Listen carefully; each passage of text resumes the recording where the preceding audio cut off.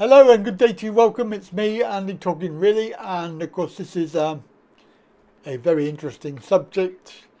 We had the video the other week and was talking about the manifestos, and of course we had a discussion yesterday regarding Reform and Labour on the live stream, and of course we were talking about what can we do. Well, before we do that and talk about that, let's have a look at this short video who is telling us all about reform. To tell you something you probably don't want to hear. Reform UK are not going to win the next general election. And I am a Reform UK supporter. Give me 4 minutes of your time to explain. Just listen for 4 minutes. Reform UK have not been around long enough to infiltrate the parliamentary system, okay? You have to appreciate, at best, as they sit now, they have about 8,000 supporters per constituency.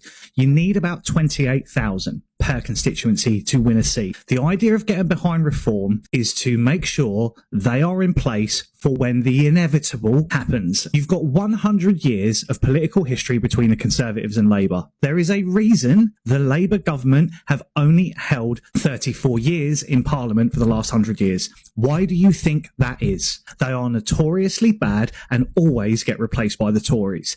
The very difference about this general election is the Tories are very, very bad, and we have a very bad Labour government in waiting. Listen to me. Labour are going to win the next general election. What is going to happen to the Tory party is the critical issue.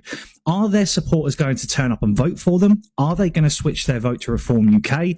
Are Reform UK going to get enough votes to get seats? This next general election is going to be critical about who becomes the opposition party. I personally believe Tory voters, not a lot of them will turn up, and I think Reform will get some seats in Parliament. I think and hope and pray that the Conservatives either crumble. I think their party gets destroyed off the back of this general election. I think they fold completely, which then makes room for someone else to step in as the opposition. If they don't, we have to hope and pray that there aren't enough dumb idiots in the country, which is, historically how people vote. They either vote Labour and Conservative because that's all they do. But that's what indoctrination is, and it exists, whether you want to believe it or not. It does. Ask people. There are people that will tell you, I voted Labour in my entire life. Understand, these governments are coming to an end. This reign is coming to an end. Look at historical data. It's documented history. 1707, two-party system, all the way through to 1834. Tories changed to Conservatives. Whig then changed to Liberal. Then from 1859, this is over a period of time. Then from 1859, two-party system for 100 years.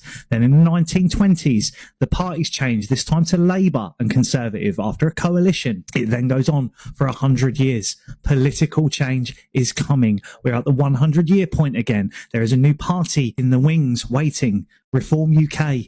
It's going to change. Every 100 years, there is a significant turnaround in politics. It's documented voting history. This time round, this general election is going to be one that is going to turn things on their heads. And if not this one, it will be the next one.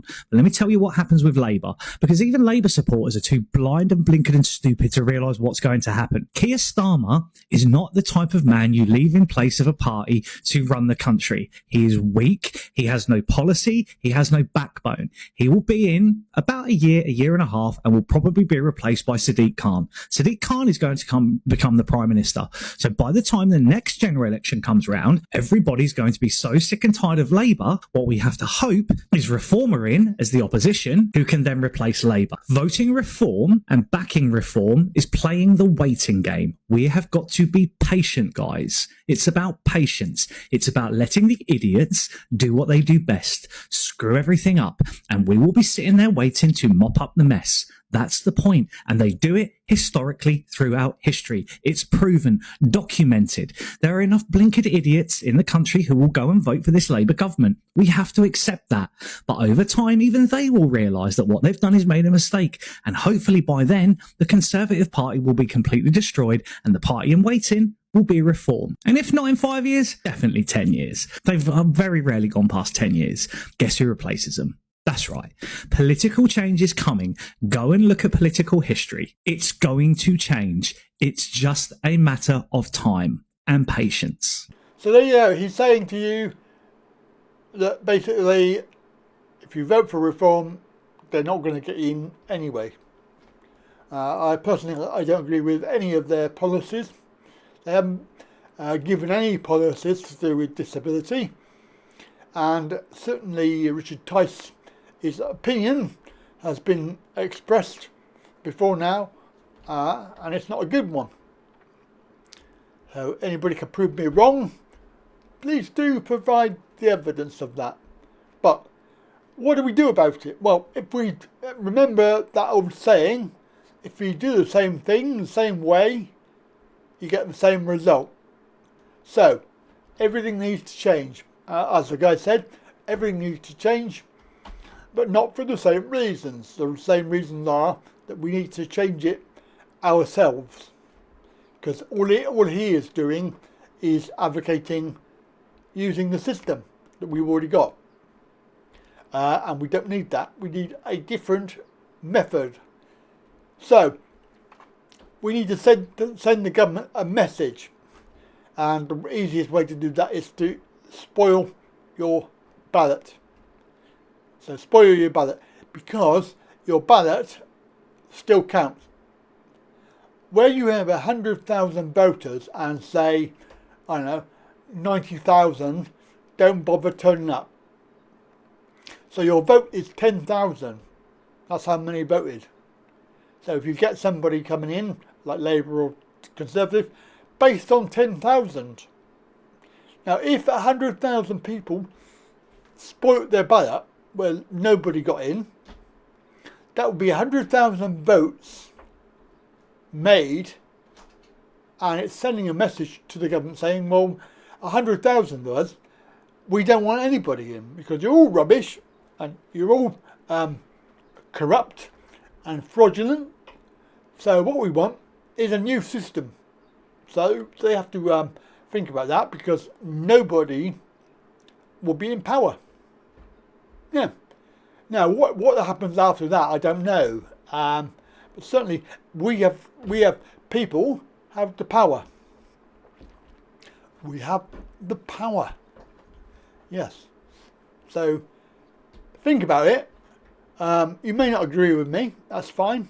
But I shall be probably doing that, supporting my ballot, because they're all a bunch of idiots, and they're not worth my time. Also, remember the other important saying, that if voting was that important, they wouldn't let you do it. Bear that in mind. So from me to you, have a very good day. I'll catch you next time. Bye for now.